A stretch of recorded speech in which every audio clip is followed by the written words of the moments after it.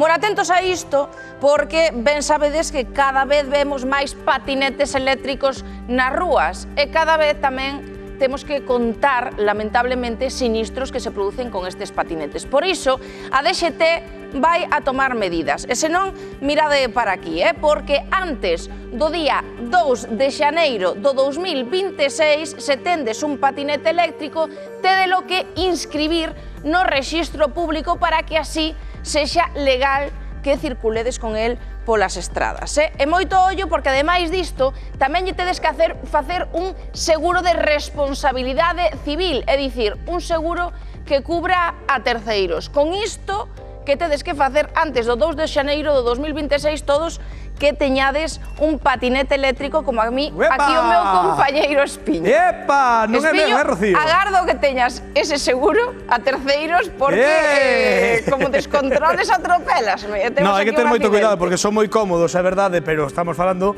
duns vehículos que acadan ata 25 km por hora. Hai nos trucados que é absolutamente ilegal, ben nos sabedes. É un auténtico perigo. Mira, temos que dicir que nisto de que os patinetes teñan un seguro obrigatorio de responsabilidade civil, o Concello de Vigo foi pioneiro, porque xa en xuño do 2022 cambiou a súa normativa para que os tiveran, Xa leva máis de 3 anos e agora é unha normativa que a partir do 2 de xaneiro do ano que ven vai ser obrigatoria a toda España. Que pasa? A DXT está facendo xa ese rexistro de patinetes que é obrigatorio. Se te paran e non está no rexistro, tracatrá. Cuidado, E para estar no rexistro hai que ter seguro obrigatorio. Tedes patinete? Tedes dúbidas? David Autoescola Alborada aclara absolutamente todas. Mirade. Aquí temos a David Autoescola Alborada, que además de ser o meu profesor favorito da autoescola, eres tamén experto en patinetes, véndelos. Efectivamente, e hoxe además vas levar un patinete que te vou poñer aquí o casco. Pero espera, que non lle teño seguro. Pero de momento non é obrigatorio, pero vamos ver cando é obrigatorio. Cando é obrigatorio? Pois en xaneiro do 2026, o sea que en nadiña temos obligación de ter un seguro obrigatorio. David, pero todos os patinetes van ter que ter seguro?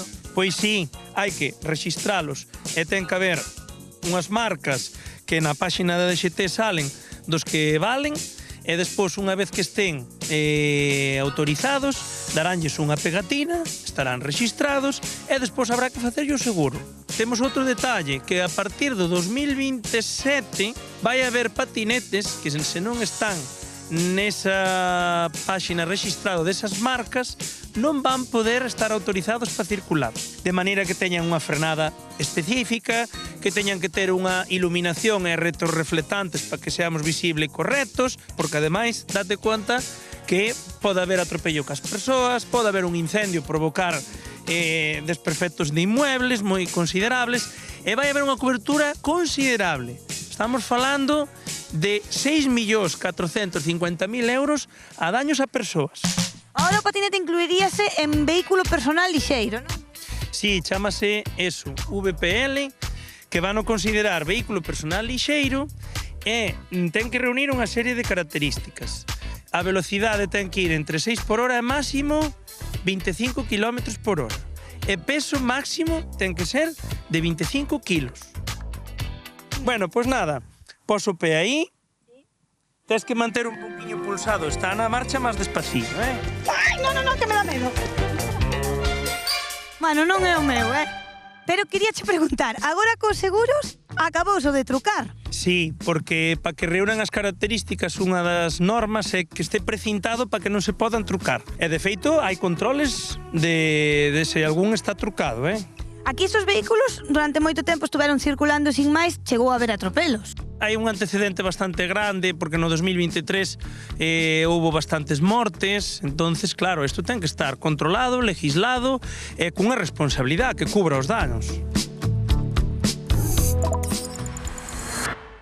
En vistas dunha nova normativa con respecto aos patinetes eléctricos, hoxe viñamos visitar a Álex, que é experto neste tipo de produtos, para que nos contes, Álex, que é o máis curioso que che piden os clientes para este tipo de vehículos? Bueno, un poco de todo, ¿no? La gente piensa que esto es una moto. Entonces, lo que más pide la gente es que quiero que ande más, que quiero ponerlo un poco a mi gusto, como los coches, un poco el tuneo. Después, en general, revisiones, porque esto es un vehículo, ¿no? El tema de la legalidad es la velocidad. Solo puede dar un máximo de 25 km por hora, pero sí puede aumentar un poco la potencia. Y podemos poner el patinete con más fuerza, por ejemplo, una persona pues, de 90 o 100 kilos, en un patinete, pues es lógico que el patinete no tiene poca fuerza, ¿no? Falábasme agora do tuning, non? Como tamén ímonos ao exemplo dos coches. Que é o que máis che piden para este tipo de vehículos? Guardabarros, en carbono, manillas, ruedas más anchas. ¿Qué pasa? Con la nueva normativa, pues vamos a estar limitados. Falábasme da anchura das rodas. Vou coller esta porque me está chamando moitísima atención que isto parece como dun tractor. Es un tipo de rueda que da para todo, que sea un poco mixto, ¿no? Digamos todo terreo, non? Que podemos ir con ela onde queiramos. Sí, efectivamente, porque la gente al final se mete por la ciudad y después hay sitios que le gusta hacer un poco más como deporte, ¿no? Que tipo de público ven pedindo estas melloras para os patinetes eléctricos? Normalmente sexo masculino, 18-30 años. Las chicas, por ejemplo, son más normales en esto, quieren que el patinete esté todo legal, les gusta más el mantenimiento.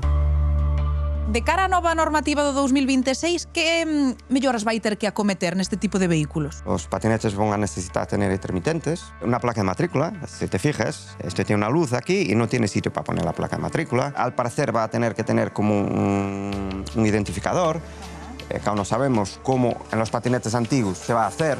De momento, antes de que entre en vigor esa normativa, ¿en qué suspendemos? Principalmente el seguro. Aún no es obligatorio el seguro para el patinete, pero sin embargo, por ejemplo, en Vigo, con la normativa municipal sí que lo es. El casco, cada vez menos, mucha gente no anda con chaleco.